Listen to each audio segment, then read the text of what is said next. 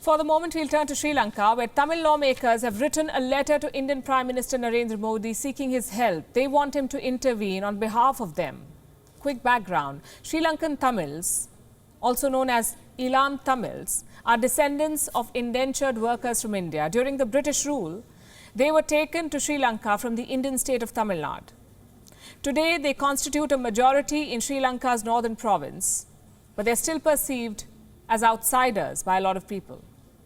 They find themselves at the lowest rung in the social hierarchy. In 1987, India signed an accord with the Sri Lankan government to change things. The accord created several provisions for their upliftment. But 35 years on, those provisions have barely been implemented. The return of the Rajapaksas to power has complicated things further. The current president of Sri Lanka, Gotabaya Rajapaksa, was once accused of war crimes against Sri Lankan Tamils. And this has fueled fears among the community that their rights might erode further under his rule. Here's a report. New Delhi has received a letter. It's addressed to the Prime Minister of India. It comes with a request from Tamil lawmakers in Sri Lanka. They want the Indian Prime Minister to intervene to ensure a lasting solution to a long-standing issue: the implementation of the contentious 13th Amendment. What's that?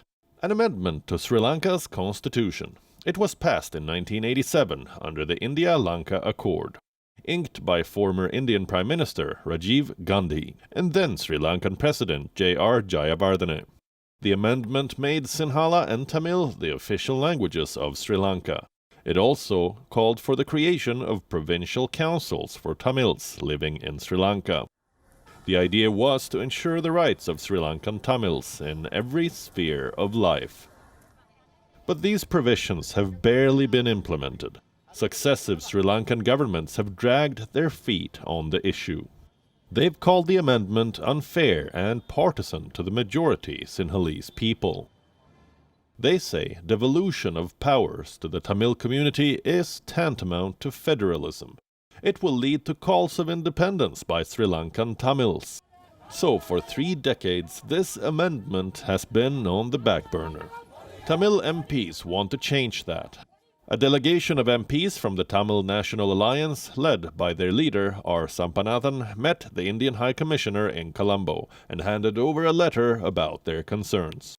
Addressed to the Indian Prime Minister, the letter reads, "We urge Prime Minister Modi to ensure Tamil-speaking people live with dignity, self-respect, peace and security in the areas of their natural habitation, exercising the right to self-determination within the framework of a united, undivided country." The letter goes on to recall numerous public commitments made by leaders on both sides to implement the amendment. It says Lankan Tamils are thankful for India's constant pursuit for their rights, including Prime Minister Modi's address to the Sri Lankan Parliament, where he stressed on his firm belief in cooperative federalism. He made these remarks in 2015.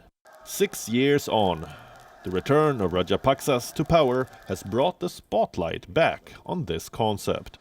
The Rajapaksa government has embarked on a series of constitutional changes. And given the accusations of war crimes on Lankan Tamils by President Gotabaya Rajapaksa, the Tamil community fears he might just repeal the 13th Amendment. Forget implementing it. Bureau Report, WION. World is One. WION is now available in your country. Download the app now and get all the news on the move.